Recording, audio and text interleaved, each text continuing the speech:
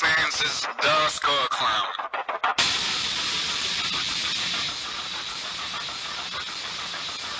Wwe2K18 fans, this is TheSkullKlown here to review Hell in a Cell 2018. Wow. Let's just get started. Well, I'm going to mention the pre-show. I just want to say one thing about the pre-show. What are you going to do now? What are you going to do now? With Rusev Day!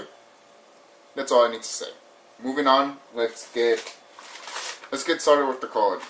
So the first match is Randy Orton vs. Jeff Hardy in Hell in a Cell. This match, watch this pay-per-view alone, just for this match. This match, they killed each other.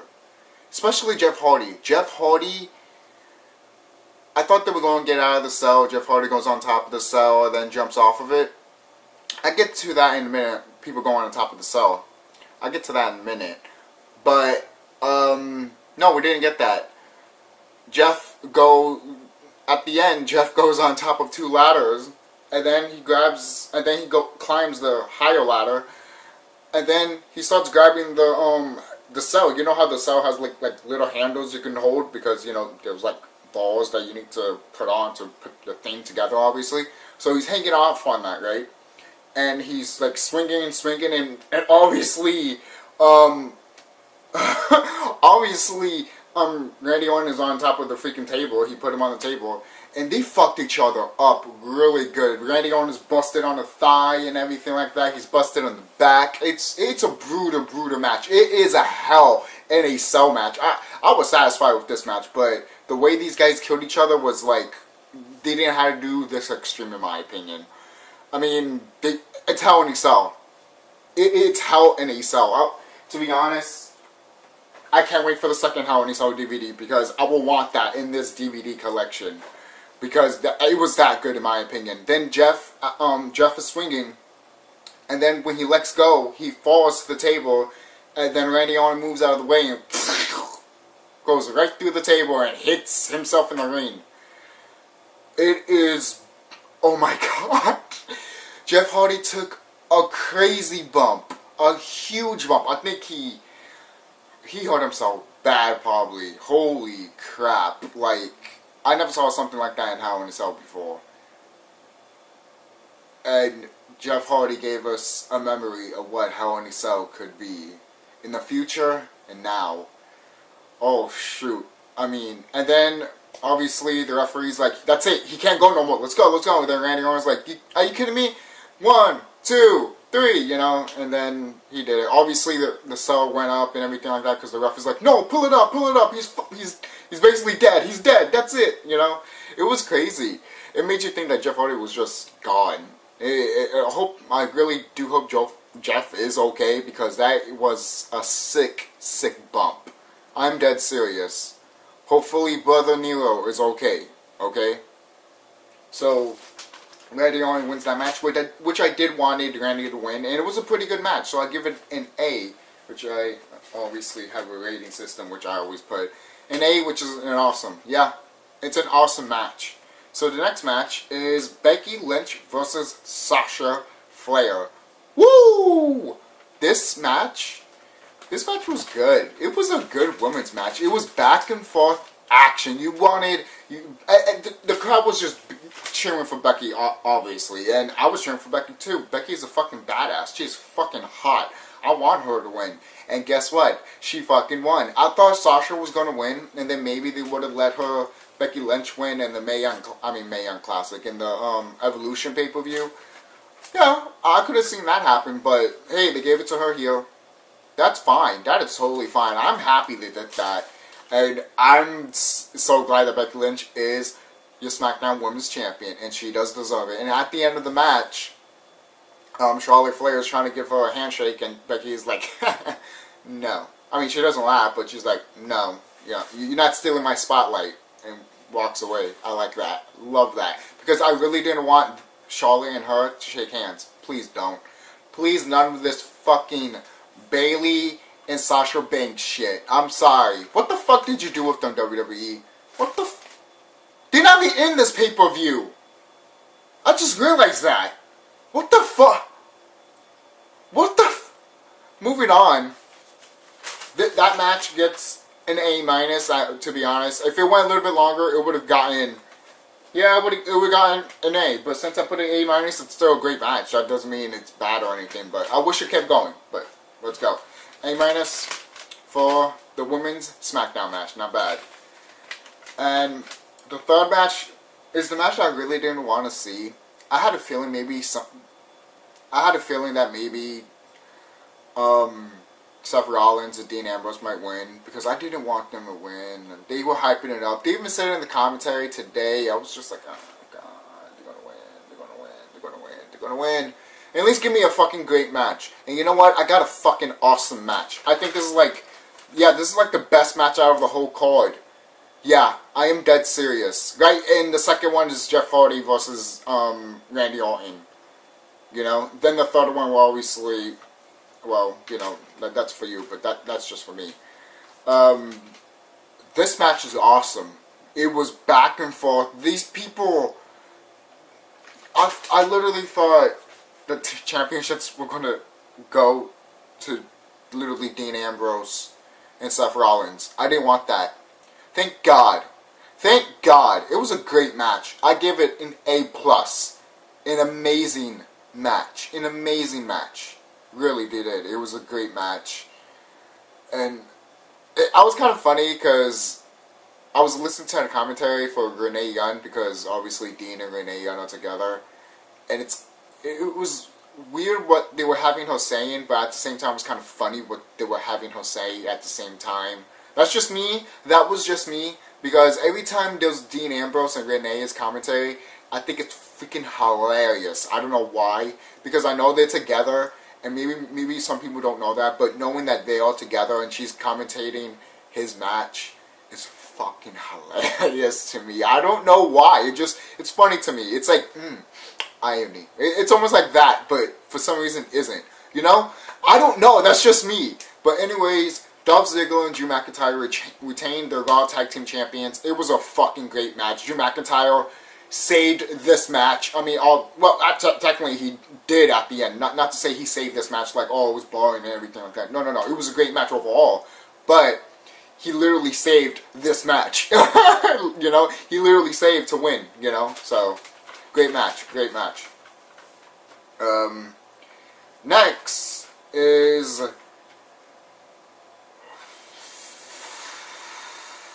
AJ Styles versus Samoa Joe.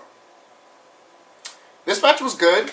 It was a good match. I thought Samoa Joe was going to win, but he didn't. What the fuck? WWE? Samoa Joe didn't win? Are you kidding me? But, you know, I actually put I literally put notes here saying that Samoa Joe won, but,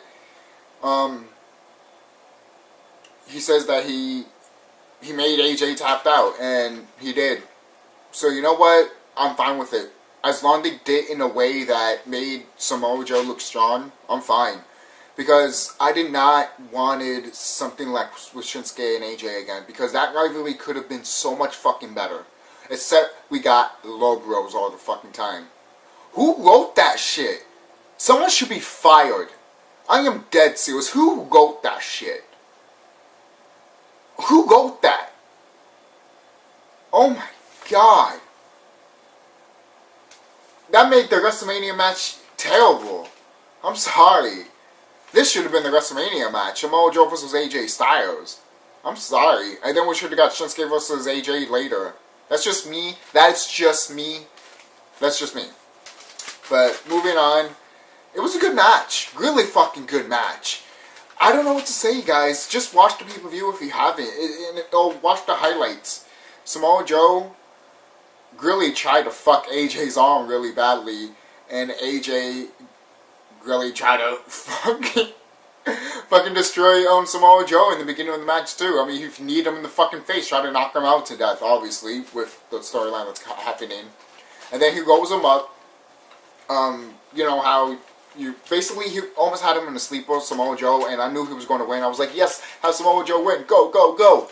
And then, obviously, AJ rolls up, and then he goes for the pin, 1, 2, and then he taps out right away, and then Joe thinks he wins, and then it's like, still WWE Champion. Joe's like, still, what are you talking about? He tapped. I know he tapped. I know he tapped. Even the commentators, they were like, hey, that's a man that knew he won this match. That's a face that he knew he won this match. And clearly he won that match. You saw it in his face too. Even I knew AJ Styles tapped out. He could have not won this match, but he did for some reason. But he did tap. And the ref was stupid to not see it. But you know what? That's with the storyline thing. So in a way, he did his job. And I'm actually happy with the outcome, to be quite honest. As long as they did that, if they didn't just beat Samoa Joe clean, if AJ Styles did not beat Samoa Joe clean, I would have been... if they did that, I would have been pissed. Good thing they didn't went through that route, to be honest. Because that would have given me such a headache. Like, come on, really? Don't fuck up Samoa Joe. He needs the WWE Championship. He does. He freaking needs it. He is so hot right now. He's like the best heel on SmackDown. He is. He's like one of the best heels. Freaking awesome. And the next match is The Miz and Maurice versus Daniel Bryan and Brie Bella. I really didn't give 2 fucks for this match. I gave it a B+ because it was fine. It was a fine match. It wasn't dull or boring. I'm not saying it was stupid or anything like that. It was fine. It was a fine match, and that's why I give it a B+. I give it a B+ because for Daniel Bryan and The Miz, I like them so much. If it wasn't for them, this would have been C-. Yeah, it would have been a C-. But just because it's Daniel Bryan and The Miz, I'm giving it a B+ because I like them so much. And the way they worked too with Maurice and Miz also, and that was cool. That was really cool in the ring. Like you had freaking Miz taunting Brie, and then Maurice is taunting Bryan. Yo, that was awesome. That was genius. Genius. The Miz is like the best here on Raw. Oh my god, I love The Miz. Please WWE, give them WWE Championship. I mean, not on Raw, SmackDown. I'm sorry. He's like one of the best heels on SmackDown. WWE, giving them the WWE Championship. I don't know how you're going to do it, but give him the WWE Championship and let him fight Daniel Bryan. Let Daniel Bryan win the Royal Rumble and have him fight The Miz at WrestleMania. Please, I want that match to happen. It is literally gift wrapped for you. Don't fuck this up. Please don't fuck this up. It is so... You can have your Roman Reigns match, but as long... you have The Miz and Daniel Bryan fight for the WWE Championship, I'm good. I'm good. I'm dead serious. I'm good. I want that to happen. Please let that happen. Please. Because I want to see that happen. I do. I want to see these guys go to the main event of WrestleMania and fight. Will they close the show? I doubt it. I would like to. Do they deserve it? Yes. They fucking deserve it. And it pisses me off that a guy that's been 4 to 5 years right now to the main event for WrestleMania. You know what's going to fucking happen, people. What happens when it's going to be 10 years? It's almost 5 years. 5 years of Roman Reigns in the main event. Most people will be like, yeah, but that was the same thing with Hulk Hogan. Yeah, that didn't get tiring either. Same thing with John Cena. Hello? But that's a story for another day. The next match is Ronda Rousey versus Alexa Bliss. I felt the same way with this match with the Dan Bryan and Brie Bella and the Miz and Maurice match. It was you know. It was fine. It wasn't terrible, but since it was Alexa Bliss and Ronda Rousey, I thought it was pretty good. I mean, it wasn't terrible, so I thought they were pretty fine. You know, the rivalry is going to most likely continue, obviously, so when that's over, it's... I don't know. To me, I think Stephanie should be involved in this, in my opinion. Eventually, I can see that happen. I think Stephanie McMahon will cost Ronda Rousey the championship for Alexa Bliss, and the championship for Ronda Rousey, then it will go to Alexa Bliss. I just feel like that will happen. Like one day, Alexa Bliss and Ronda Rousey will fight for the championship again. Then Stephanie McMahon will walk in and cost Ronda Rousey the championship, and then you get Ronda Rousey versus Stephanie. Yes, most likely people want Sasha, Flair. Sasha. Sorry, I'm messing these women wrestlers up. I'm sorry. Stop having on them. Stop having names that sound the same. God. Ugh. So Charlotte, most likely we want Charlotte versus Ronda Rousey. I know, but it looks like WWE wants to have Ronda Rousey versus Stephanie McMahon at WrestleMania. Fine, do it, but kick the shit out of Stephanie McMahon in storyline.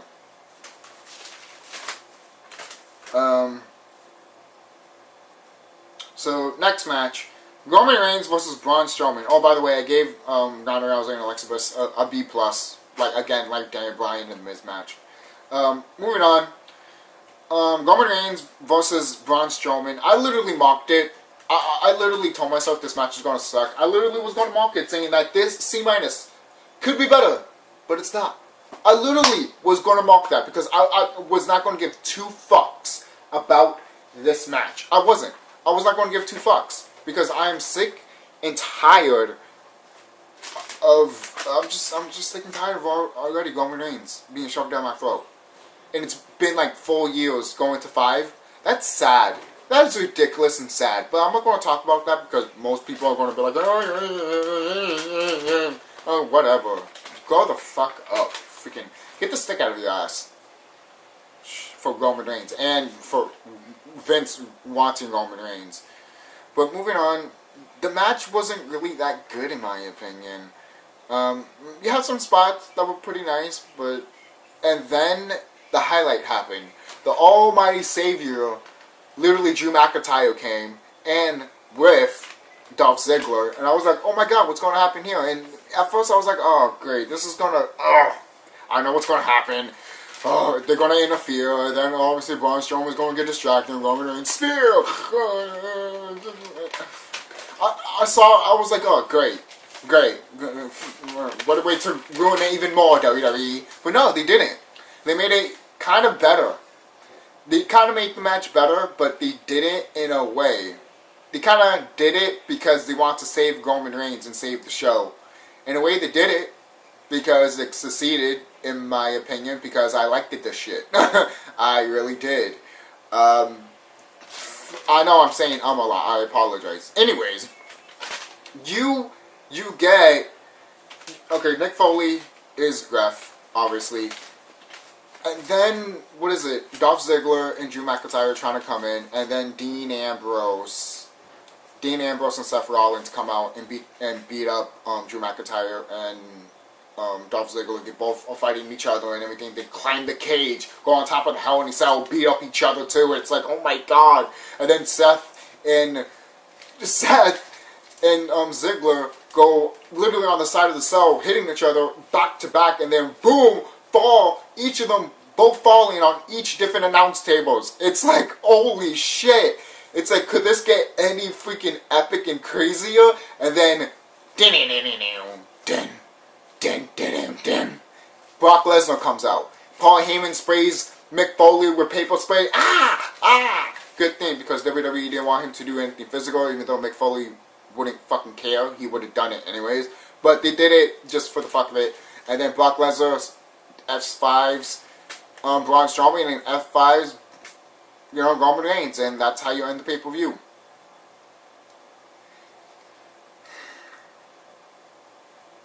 I would have not ended that way, but for what we got, I guess I'm okay with it. Maybe I will look back on it maybe a year and I'll be like, this is fucking fine. But right now, it could have been a lot better for the ending, but overall with the whole Brock Lesnar, Dean Ambrose, Seth Rollins, and Dolph Ziggler and Drew McIntyre, that shit was great.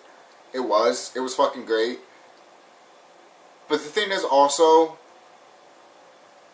then it always goes back to, oh, I don't want my fucking I don't want my friends to help me, and yet your friends are fucking helping you. Oh, because Braun Strowman it's because Braun Strowman's lackeys are trying to interfere too. Braun Strowman has a reason to have lackeys anyways, because the Shield took him out.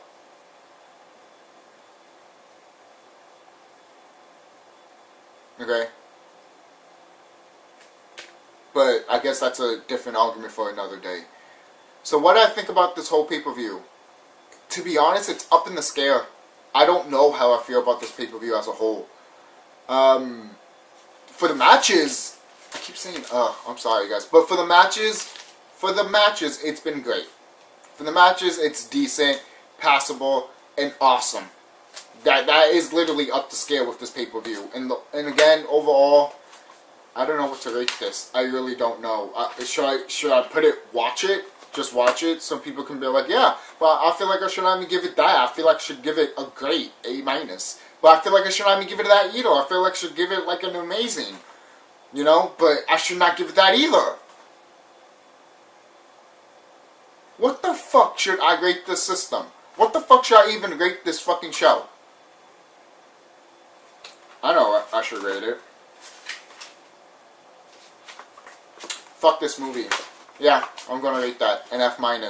Because I don't know what to rate it. I don't. Not because I hate this pay-per-view. I just put an F- because I don't know what the fuck I should fucking rate. Don't forget to like, comment, and subscribe. This is TheSkullKlown signing off. Have a nice day.